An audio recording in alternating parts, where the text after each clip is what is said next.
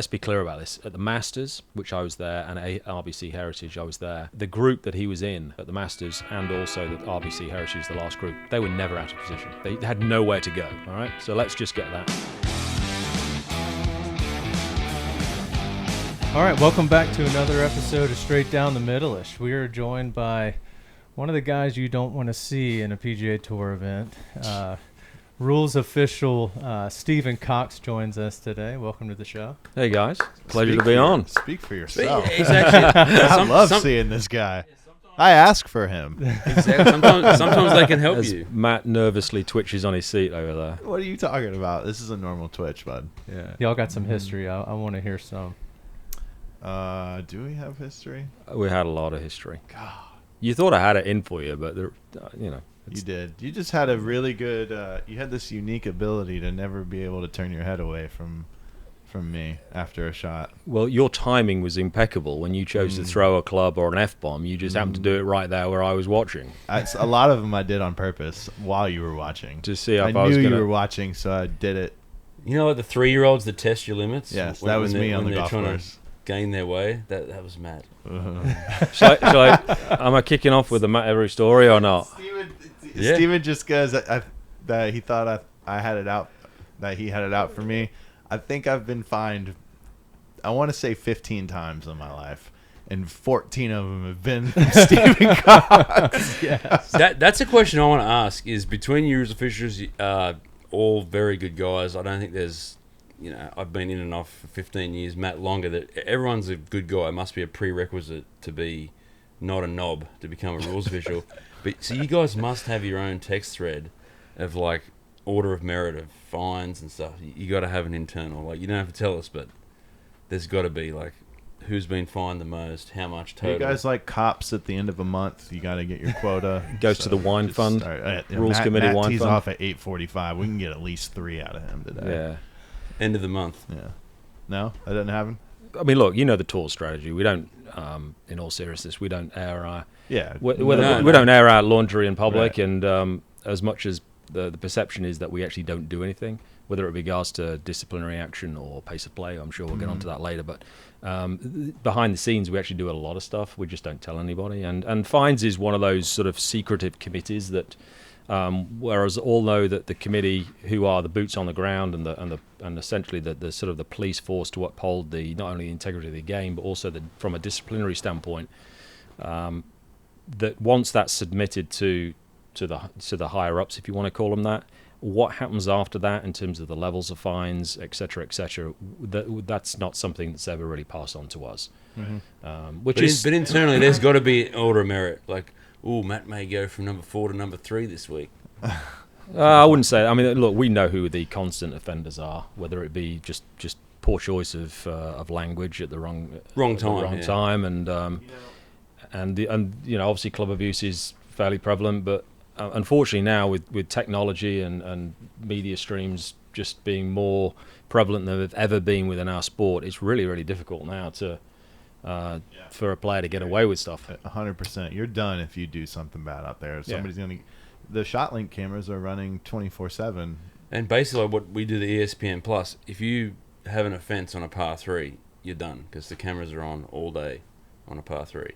Mm-hmm. Yeah, got to pick your spots out there. How is that addressed? Like if it's is it reported or they go back through the film and you get fined retroactively? Is it on the spot? Yeah, I mean, I think it's fair to say that we're always monitoring the broadcast. When we say we, there's various different constituents across various different groups, whether it be rules and competitions or our own broadcasting teams they're looking at other things and they're satisfying other obligations to whether our commercial partners. So a lot of the stuff is picked up there in the moment and then it's passed on to our to our disciplinary teams, and they'll work with the player, as Matt can attest to. Yeah, they do. And I think generally speaking they're fair. They're always warranted. Yeah, and I think that's where I'd say the rules officials are more inclined to let something slide than like a volunteer. If they report it, something has to happen. But if the rules official, I'm not speak for you, but if you reported everything you heard, there'd be 25 fines a day, every day. More than that. And I think this is where there's a fine line, and it doesn't. Matt's yelled at me and used various different types of language to me. if he does it in the right forum, and it doesn't as a referee, it doesn't bother me at all. I love it. But in the same breath, if you do it in front of volunteers or some Sure. of the There's witnesses, the crowd, then there comes a point in time where we're just going to have to nip it in the bud and we'll take it in a different direction. And there'll be a lot of situations where I'll see a player do something on course, rightly or wrongly, that potentially could be written up. Mm-hmm. And obviously with the size of the teams that these players have now, with agents, etc., and it's often more impactful for us to address the player head on. Yes. And actually speak to him after the round and say, look, I could have easily written you on this one, but I've chosen not to. This is your warning. If I see it again, we'll go in a different direction. So literally like a highway patrol. When did you start doing this year? Well, Matt, once is your 19th offence. we knew that we weren't getting anywhere with you, so Where we do just these gave good up on that cops one. come from? So my favourite Matt Every story. Let me just start with this one. So we're at Congressional. All right. What was your first year doing on the PGA Tour? 09. 09. Yeah. So it's been this is pretty my close. 15th season. So we're at Congressional playing. We were I think rookies it was together. the AT&T National we used to play there, and I think it was either Friday or Sunday. Anyway, he'd finished his round. He was packing Probably up. Friday. Friday. And No, this is peak Not a Matt weekend Every. warrior. I wasn't particularly tuned into what was going on, but whenever it was, whether it be I was coming in off the course, and he had obviously finished his round, Matt, and it had been not a great day on the greens. The reason I know that is because he was trying his absolute utmost to demolish this putter on the floor of the parking lot, in the lower parking lot there at Congressional. And he was doing his absolute best to smash this thing up and break it, snap the shaft. It was full bore. He was trying to get... Anyway, he got so frustrated that he wasn't demolishing it to the extent that it finished up in multiple pieces. He ended up just throwing it in the bushes behind the parking lot, then got in his car and drove off. I knew he was playing next week at the Greenbrier tournament. So I'm like, this is perfect. So, look, clearly that was conduct unbecoming. I could have written him up, and I said, no. So I wandered into the bushes, and I got this, this is all true. Don't I'm you letting lie. you Don't Go lie. ahead. You can finish. So I went into the bushes, and I retrieved this, rather sort of bent and dismantled putter, and I thought, I'll just take it with me to the Greenbrier. I popped it in his locker, or I can't remember. I popped it in your locker or handed it. Said, "Hey, no littering around allowed at the Congressional golf littering. course." Especially Congressional. Especially Congressional. You burned my ass once really bad, dude. It was in Tampa one year. It's a very similar situation. Wedge, Yes. the full throw wedge. Yes. And Slip. I was struggling. And, I teed off the back, playing good. I was struggling like for a period of time, like months. And I'm playing good, and then all of a sudden 18 that week they were having big issues with plug lies in the bunkers. And on 18 I made a mess of a plug lie, like 7 or 8, and then one I hit a bad tee shot going down the hill, and I was just raging, and I wanted to snap my driver, but I figured I'm gonna get rid of my lob wedge instead, take my anger out on that. So I threw it in the trees to the right of the tee, walking down the tee. It's like 30 yards in the trees, dude. Yeah. Yeah, and it was like 2 holes later. Stop right there. So I'm now going in for lunch, I think it was, or so I was in that area, and I got waved over by the marshal. So between 1 and the range? Yes. Yeah, so I'm going in, I'm crossing somewhere near the first tee, and this marshal waves me over and says, "Hey, a guy, really strange, walking off the first tee, just hurled this club right into the middle of the bushes." I'm like, "Oh, okay, that's a bit odd." The club had COVID. And I'm like, "Okay, which player was it?" And he said, "Oh, it was Matt Every." I'm like, "Oh, that's just perfect. Oh, this is perfect. You don't happen to have the club, do you?" I said, "Oh, yeah, no, it's perfect. It's right here." Oh my gosh. Oh, I'm like, "Okay." So, no, I thought, I'm just going to drive up to him and say, "Hey." This is where they could have sold a pay-per-view. They could have got a Threw it pay-per-view. in there for right? a reason, I think, is what I'm like, I'm not going to give him the satisfaction. I'm actually going to drive out to him and say, "Hey, I think you lost this on hole number 1, didn't you?" So going back to what Aron said about all the rules officials being good guys, I respect the hell out of you, man. You do your job great. I hate that sometimes you haven't turned your head, and I know you know how to push my buttons, but I also know You got a job to do. A lot of the rules officials are just like the best dudes ever. You want to go have a drink with them, and they'll treat you that way too if you ask for a drop, and it's like, and you get the right guy. And with Stephen, I know if he's going to give a ruling, it's going to be correct. Well, He's not. He is by the book, and he's not going to budge. And that's what I respect out of you the most. Even though, come on, man, You could have saved him a few thousand. You could have. There's a few mortgage payments there.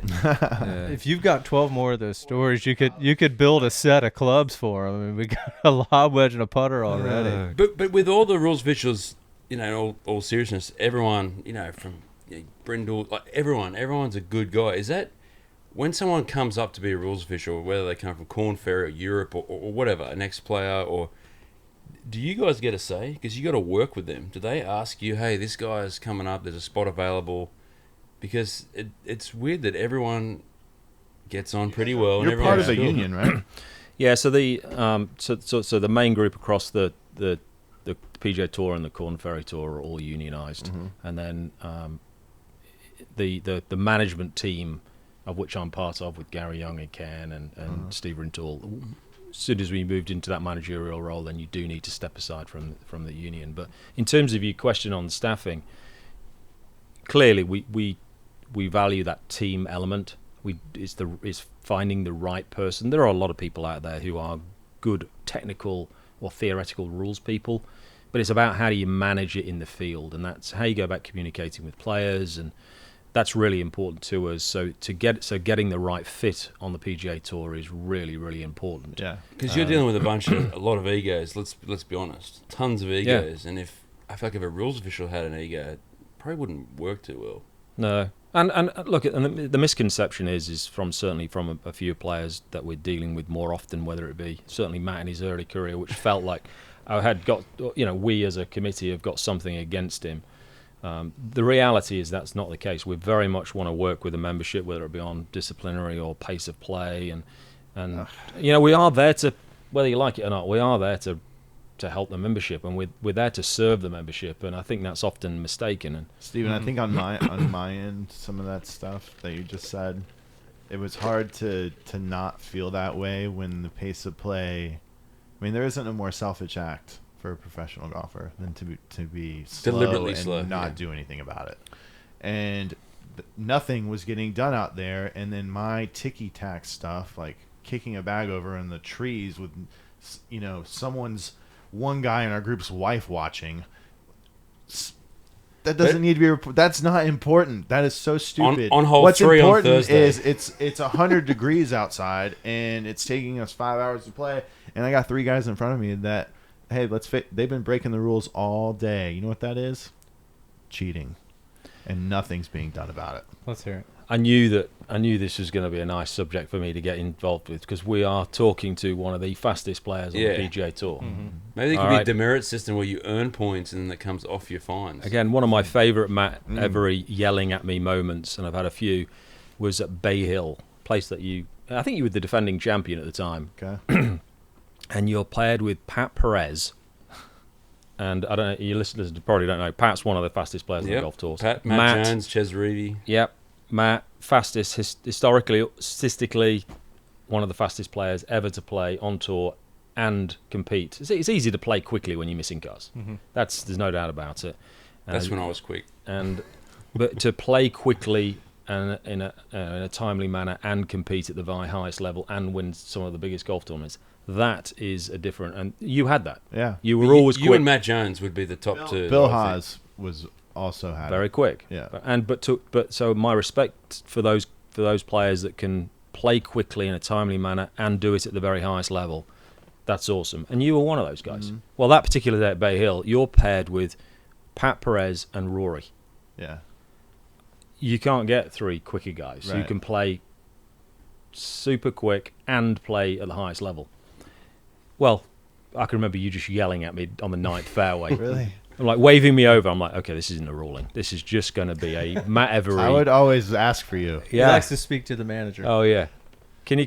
I need a ruling. Come over here. All right. Okay, Matt's going to be yelling at me about pace of play. We've got Perez. 3 of the quickest players on tour. Steven, time out. Brutal. Time out, dude. All right, if you're in my shoes, okay, you got sweet old. If I'm fired up, all right, and I got sweet old Mark Russell, who's gonna drive over to me, and I can't say I can't go at that guy. I can't. You. Oh yeah. You know you know it. You know what I'm saying? That's what that was about. So Pat Perez and Rory probably ordered some popcorn.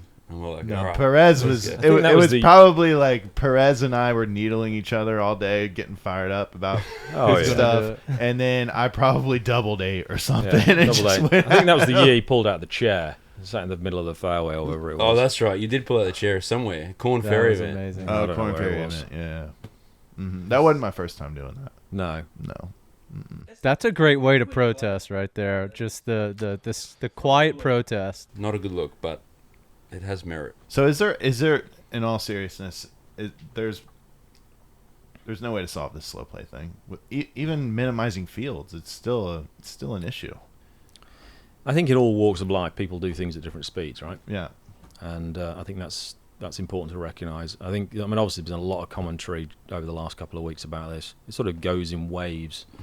A couple of weeks' time, it'll die down, and there'll be something else, which is taking the focus of people's attentions on social media. But we all know this has been an issue in golf and at tour golf level for a number of years.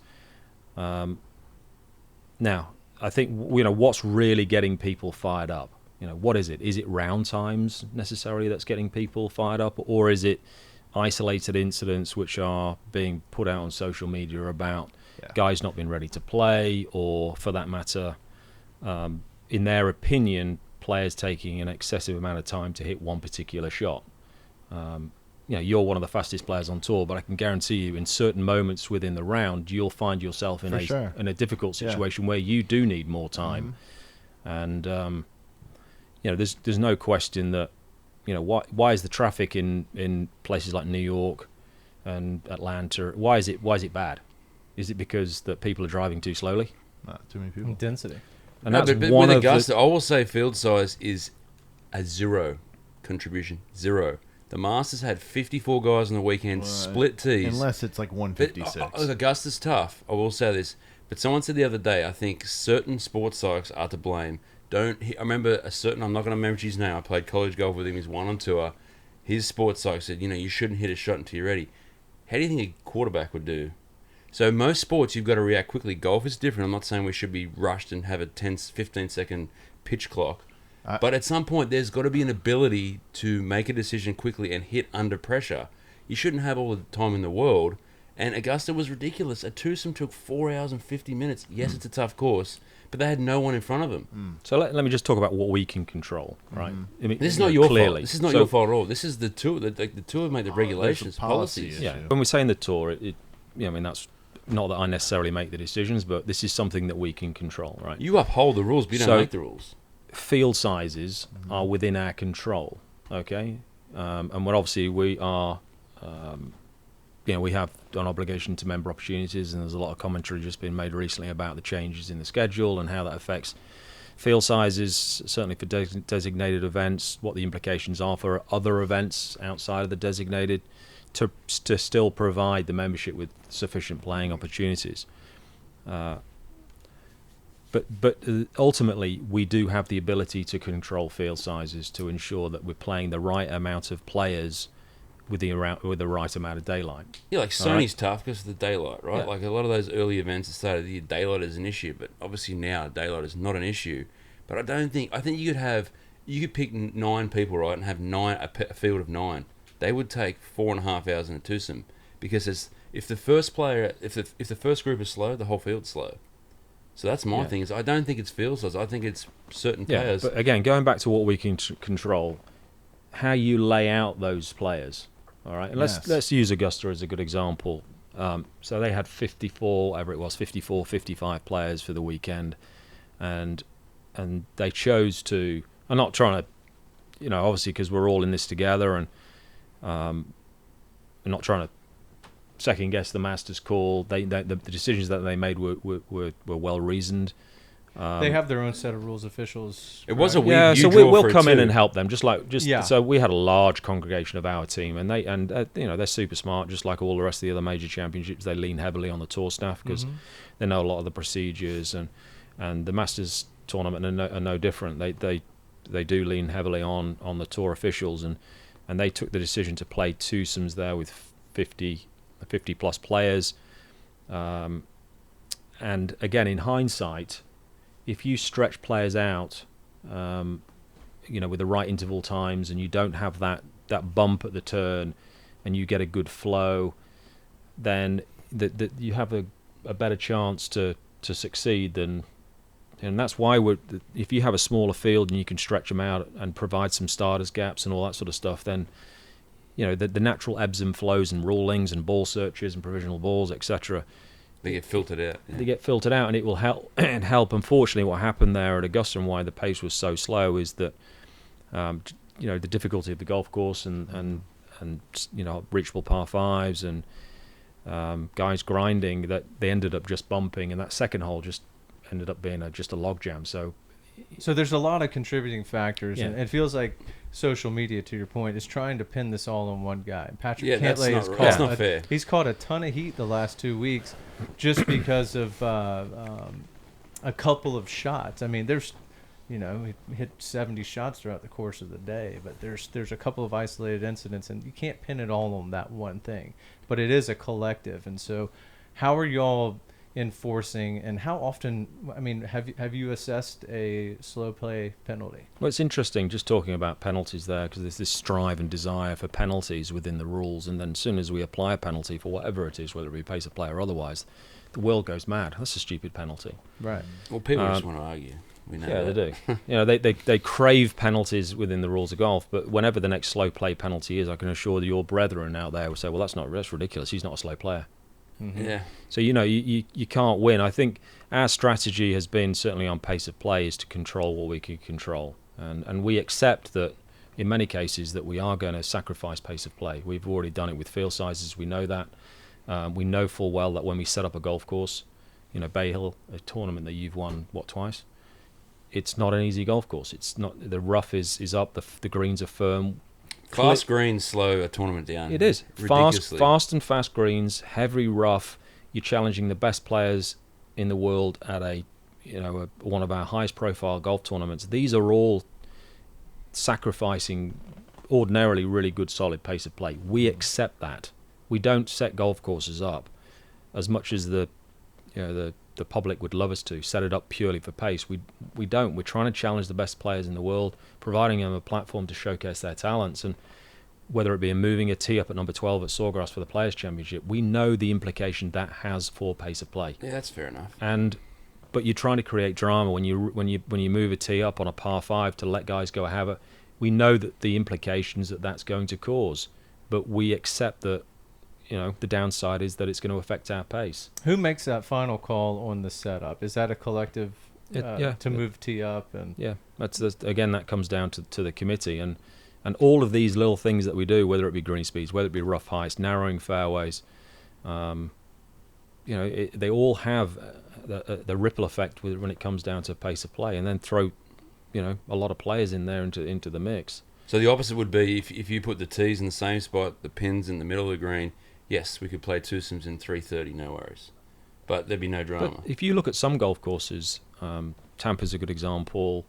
The Wyndham Championship is a good example. You get those, slightly old school venues where the transitions from green to tees is quite short. The guys are whipping around there in no time at all. Colonial is another great example. Whether you're in 3s or 2s, the speed of play at Colonial with 132 players around that golf course, it's difficult to lose a ball there as well. They play super, super quick, but there'll be no commentary in a month's time at Colonial about pace of play. But Colonial and Wyndham both only have 2 par 5s, so par 5s obviously definitely slow things down.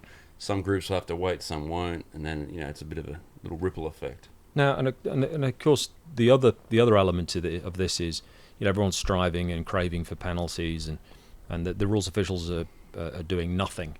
That's a similar to what we were talking about in terms of conduct unbecoming, it's very easy to assume that we're not doing anything. No, yeah, that's rubbish. You just don't tell anybody what we're doing. Right. You know. Well, you guys are pretty secure. You're not out there on social media going, well, actually, you don't need to do that. You guys are doing the right look, thing. we have a very robust financial penalty structure for accumulation of bad times or accumulation of timings. Huge. The second bad time's $50,000. Yeah. Jeez. So, but again, we don't air, as I said to you before, we don't publish this information. So, and again, we don't broadcast that somebody's got his second bad fine for the season. He's already got a $50,000 fine, and he's getting fined for this and fined for that. We don't tell anybody that information, but because we don't communicate it, it's often easy to assume that we're not doing anything about it. I think they should publish it. Like, I'm not saying they shouldn't, but other sports do. What would be if, like, hey, I don't know, just pick a name. Xander Schauffele has his second slow time. He's just been assessed $50,000. Do you think that's good or bad? Or well, I think here's what I'd say on that one is that there's no doubt, in my opinion, that peer pressure, and I'll give you a quick example of this one. That peer pressure is Rules all. Yes, it does. There's no question. And I'll give you an example. So I was talking to a player, and he'll remain nameless, about his pace. And I was providing examples. I'd just finished timing him. Can we get his initials? No, I'm just kidding. Rhymes with. So I'd given him a bad time, Dick, and he was complaining about the fact that he'd got a bad time, and the one of the players just happened to be walking past, and he walks past, I don't know, 10 or 15 yards, sort of overhearing part of the conversation. He did a U-turn and came back and said, apologies for interjecting into a conversation which I'm not involved with. And then, but I will proceed. But I'll proceed. Turned around to the player and said, let me just tell you, ex-player, it's the talk of the locker room. You're one of the slowest players. The decision-making process that you're having with your caddy is going around tour wide. Mm-hmm. You need to figure this out. Stephen's absolutely right. You need Bravo. to. My job's done. Yeah, dude. If you posted a list of bad times in the locker room and just right there. Well, I think if you posted. No, they're not. No. We don't. They used to do that. They used to do that on the Corn Ferry Tour. They used to do it, but they stopped doing that. But on the PGA Tour, if you actually did post a full list of everybody's stroke averages, I think there would be enough peer pressure there to potentially make that work. But again, that's not the way we conduct our business. Yeah. But again, there's the communication that we, as a rules staff and committee, are having with players week to week. I mean, for example, the data that we're getting now. So I was looking at the RBC heritage data. Obviously, there's all the commentary coming now. So I'm just curious. We had 143 players participating that week, and every week we get a report detailing from 1 to 143 on ranked for that one tournament, who the slowest all the way through to your fastest player is.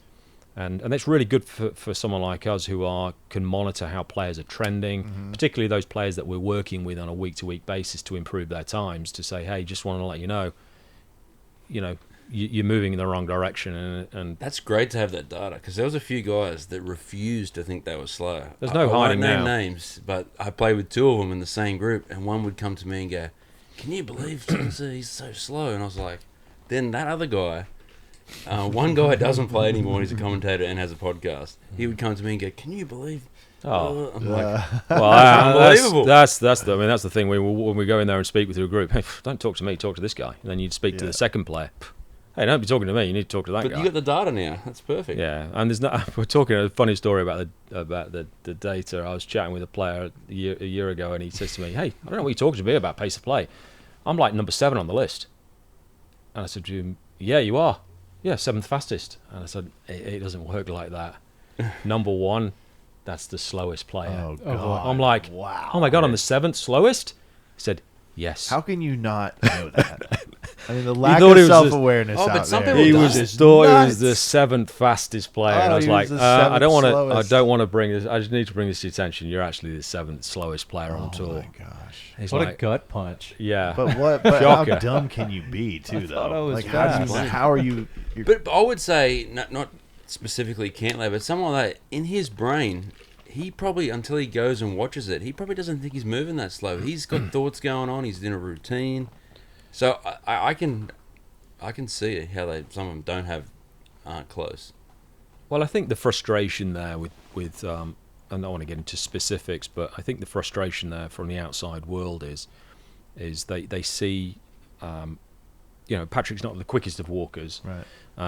And then, let's be clear about this. At the Masters, which I was there, and RBC Heritage, I was there. The group that he was in at the Masters, and also the RBC Heritage, the last group, they were never out of position. They had nowhere to go. All right, so let's just get that. That group. I was monitoring. They did in spots, but then they would catch back up. Like they were on 13 green. The next group was walking to 15T, but then by 15 they were waiting because you wait on 15. Yeah, and they took a little bit of wait as well. Yeah, and 15's it's one of those holes because those structures are so close to that green. There's a lot of rulings coming through there.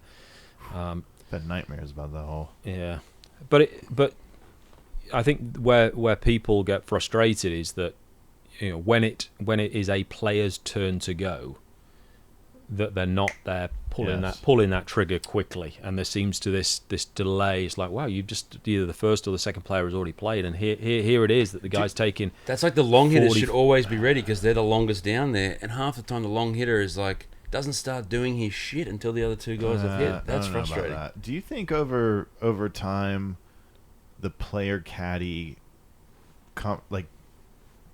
caddy over time has got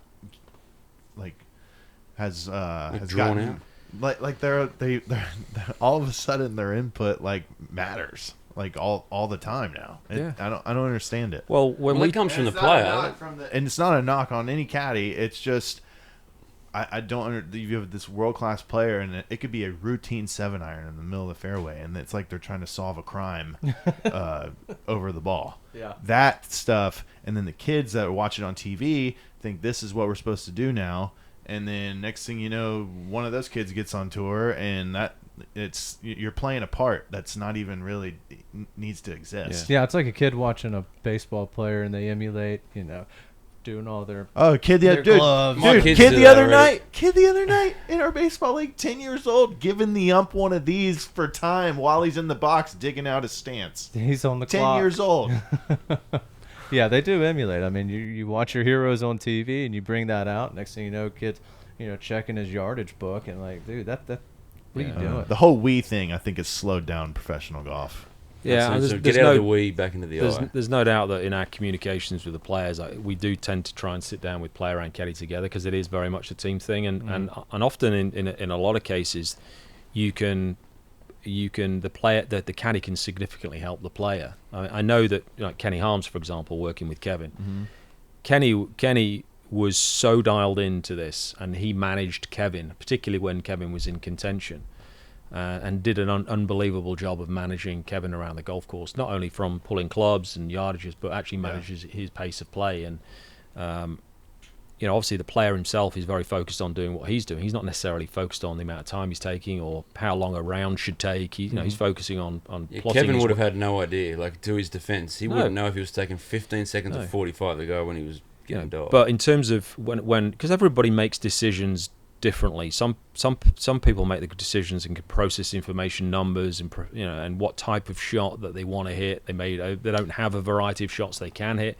So certain players process that information a lot quicker than others, and this is where we involve the caddy. Say, look, if this player needs the additional time, then you're going to have to get ahead of it. You're going to have to do all of your work, because it's all right when they're in position, but when you find yourself out of position and being timed, that's when a lot of the guys get exposed, because they don't have the leeway of having all this time But from a discussion I saw this weekend, shouldn't you be rewarded for being able to make a decision quicker? Isn't that part of every sport? Actually, Aaron, it's the other way, because the slow guy gets your extra time. That's what I'm saying. Yeah, but shouldn't you be rewarded?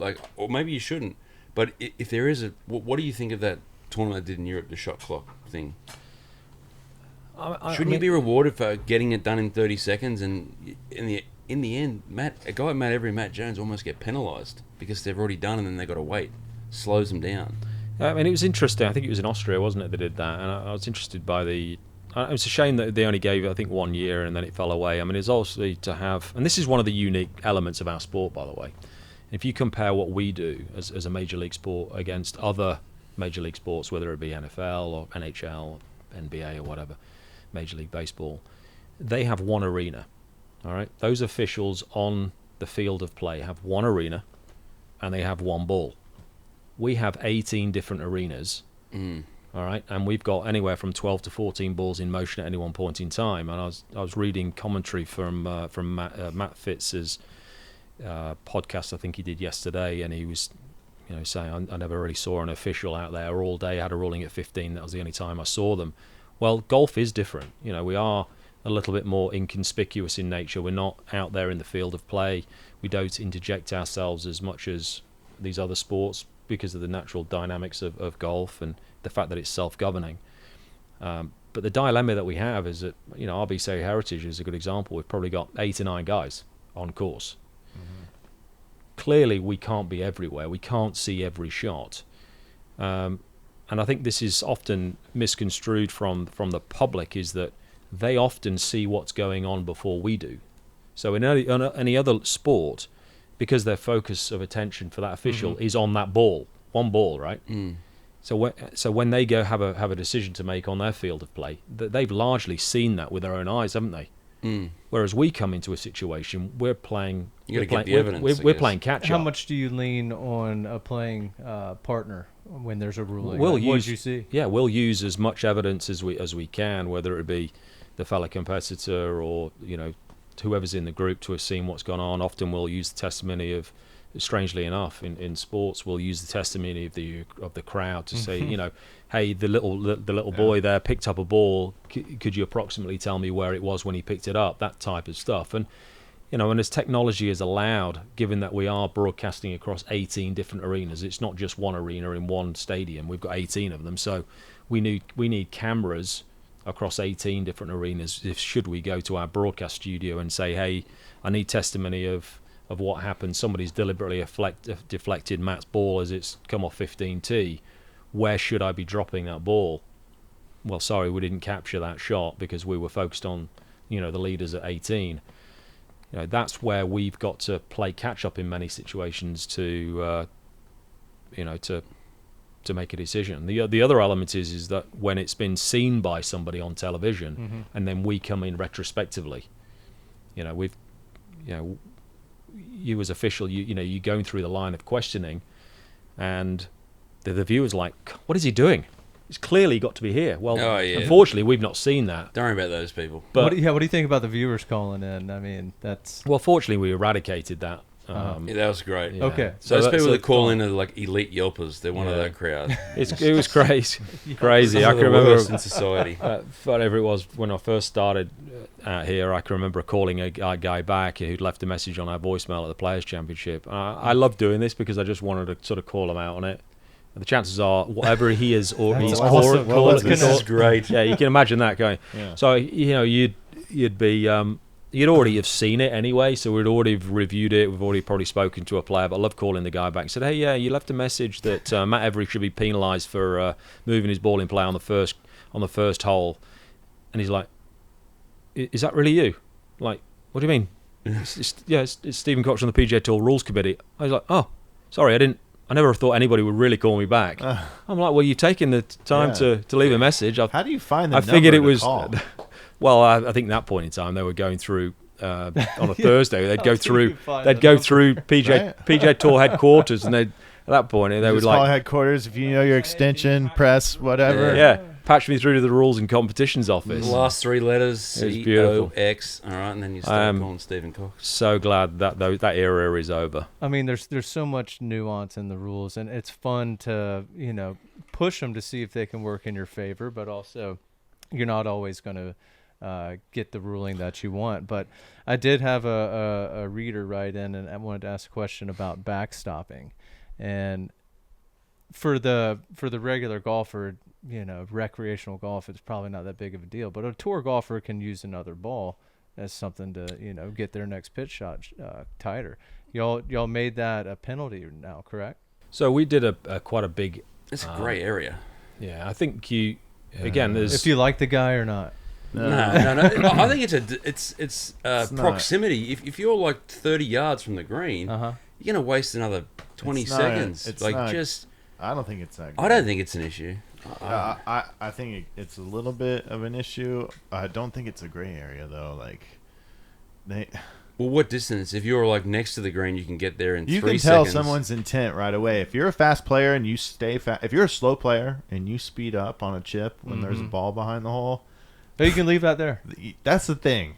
That's the thing. Hold on. It's just like a guy speeding up when it's getting ready to get dark and he's been slow all day. I'll pay Nothing that. I'll pay that. pisses me off more Because than because that. Chris Kirk is adamant that he marks his ball. I guess he's anti-backstopping, whatever. So people will be like, I'll go ahead, and he'll be like, no, I want to mark it. Yes. in fairness to That's Chris, smart. though, because the governing bodies went, because this was, again, one of those subjects within our sport which was getting a lot of traction. And the governing bodies did an awesome job of saying, guys, you have an obligation to not only what you feel to be those players within your group, but you've got an obligation to the whole other people in field. the Protect field. the field. Absolutely. And we were pretty proactive in calling out to players. We'd meet them in scoring area and we'd show them some video, whether it be shot link video or video we've taken ourselves, and just say, hey, if that had been down the stretch on Sunday, Yeah, it's a bad look. what are you also. doing? Yeah.